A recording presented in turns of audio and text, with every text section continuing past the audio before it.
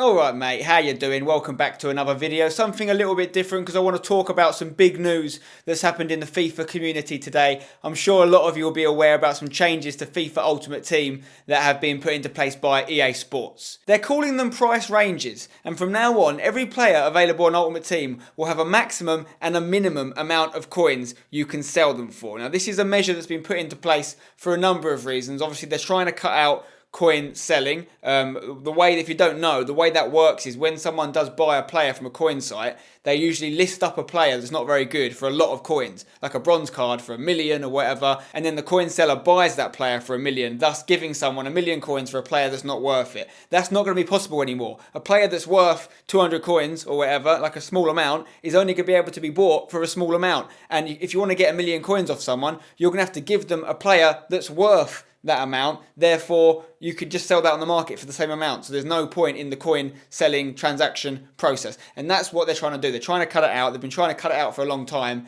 and this may be the final blow. Now the first thing to talk about here is the fact that they've done it mid-game, which is quite interesting because it's not really properly going to work, these changes, until the new game, until it's done from a clean slate, because the transfer market is already gone. It's already imploded. It's like, you know, a currency that goes crazy through inflation. There's too many coins in the market. There's nothing they can do about that. So all they can do is try to test out this new format before the new game comes out. For example, Ronaldo has still got a maximum buy price of 15 million coins. I mean, Team of the Year, 99 rated Ronaldo. It's between 12 and 15 million, the price they've set for him. So he's still ridiculously expensive. And the reason they've done that is because if I owned Ronaldo, let's say I packed him yesterday, and I could have sold him yesterday for 15 million, but suddenly today the most I can sell him for is 1 million. That's obviously not very fair. Likewise, if I'd bought him for 15 million, wanting to sell him on, I could only sell him on for 1 million.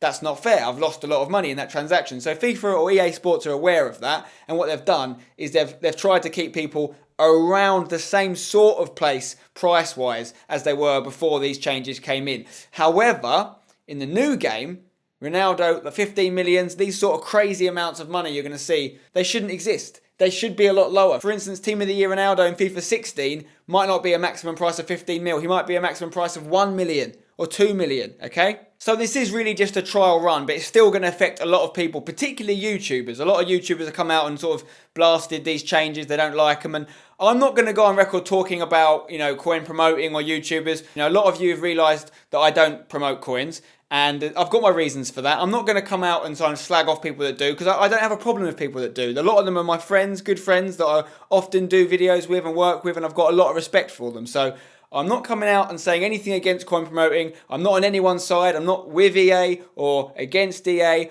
All I'm saying is I don't promote coins. There's been a reason for that, and as a result, these changes don't really change anything for me. Not only do I not promote coins, I don't buy coins. So none of my series, like, you know, London United or Wheel of Fortune, none of them are reliant on me buying coins cheaper than FIFA points, because I buy FIFA points. I've spent thousands and thousands of pounds on FIFA points since this game came out, you know, and that I haven't got thousands and thousands of pounds to spend on it. I have to make that money back in the videos. That's up to me. That's my business decision. And other YouTubers that want to keep making good content, they can make that same decision now if they want to.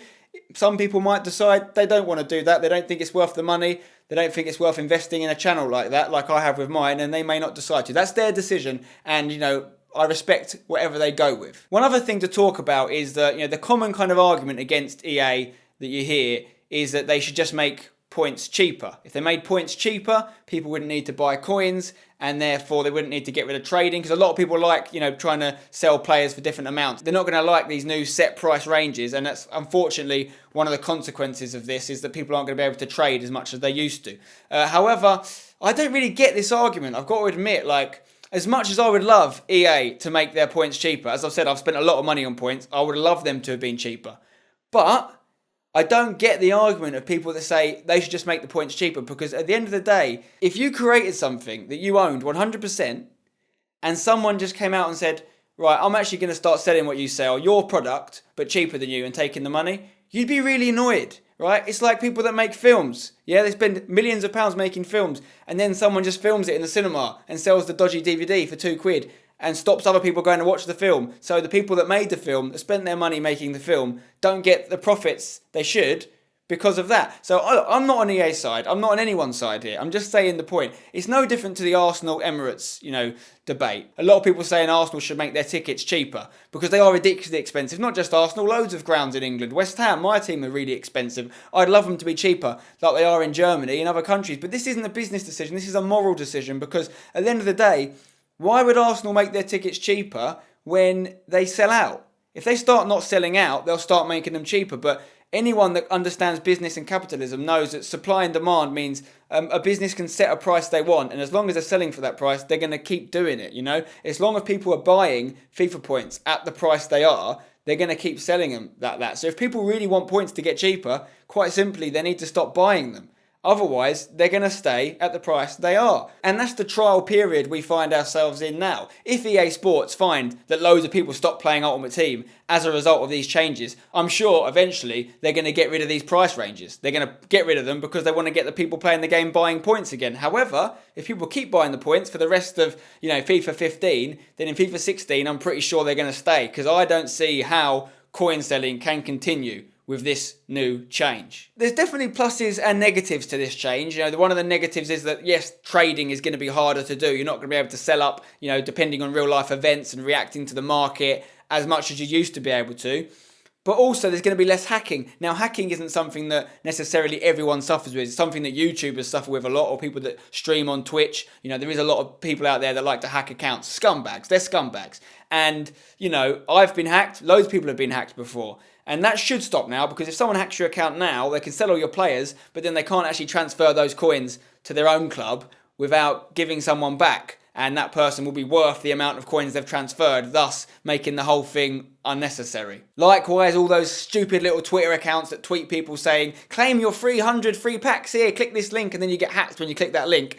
They should stop existing, hopefully, because they've got nothing to steal once they get in your account. Where I ultimately stand on this is, I understand completely why a lot of people are annoyed about it being integrated into the game now, because they might have invested a lot of money in the teams they have, and now if they wanted to sell them, they wouldn't make that money back. However, EA have tried to kind of compensate for that by setting the maximum and minimum prices for players higher than they probably want to. And like I said, it really is about what happens in FIFA 16. However, EA Sports kind of had to do it like this, because if they did it at the start of a new game without having ever tested it, that was going to be just finger in the air. What's the reaction going to be? How's it going to go? I don't know. They had to try it at some point. Maybe they could have tried it later in FIFA 15, but they probably wanted to do it before Team of the Season comes out, because that's a period that usually has a lot of activity. And maybe if it doesn't have a lot of activity this year, they can say, right, setting the price ranges did actually have a negative effect on the amount of money spent on Ultimate Team. Ultimately, we're only really going to be able to judge the success of these changes when the new game comes out, when it starts on a fresh slate. There's not an influx of millions and billions of coins already from coin sellers, and we can see what happens, because it will be interesting to see how many FIFA points you have to spend and how many packs you have to open in order to buy the best player in the game, like a Pele or, a Team of the Year, Ronaldo. It's definitely not going to be 15 million in the next game. I'm pretty sure of that. They're going to set the prices a lot lower. Whilst I do think that EA have done the right thing in making these changes for their game, it's also important to point out we can't let them off the hook completely, because there is still some major things they need to change. You're going to see in a London United episode coming up soon that I win a game, the match ends, and then Ultimate Team crashes, and I actually get given a loss. Not only do I not get the 3 points, my players don't get the goals on their record that they scored in the match. That's the most frustrating thing in the world, especially for someone like me, who not only spends a ridiculous amount of money on points to get those players, but also is trying to build a series which is all about stats and all about performances, and then you do a good performance and it's taken away from you through no fault of your own. So they need to work on a lot of stuff like that, the servers, and I really hope now they're sorting out the coin sponsor issue, which has obviously been a huge issue for them, understandably. They can start making the game better in other ways. Hopefully they can put some onus and some manpower behind changing those things. And if they don't do that, then I think they are open to criticism, because yes, they might have tackled the big Goliath that was annoying them of coin selling and the coin selling industry, but they still need to work out the things that are wrong with their own game now. And if they go and do that, then hats off to them, they've done a good job. So that's the main stuff I wanted to talk about. Again, I want to remind you guys, it doesn't make a difference to my series. I've always bought points, I'm going to continue to buy points. So London United, Wheel of Fortune, anything else I want to do on the channel, I can do. There's no change to me here. I just wanted to reflect on it, because obviously it is an interesting issue that's happening at the moment, and I also want to hear what you guys think. Leave me a comment below. I know a lot of you are frustrated by it, because you might have bought coins in the past and got used to having players that, you know, are the best for that amount of money, and that might not be something you can do for the rest of FIFA 15. But I think that FIFA 16 is going to be better. If this goes the way it should, it is going to improve the game for the vast majority of people. So yeah, let me know in the comments below what you think about the issue. Drop a like on the video if you've enjoyed me talking about it, and stay tuned for more action from my channel coming up very soon. Double upload today, cheeky. I'll see you when you're older. Don't go changing.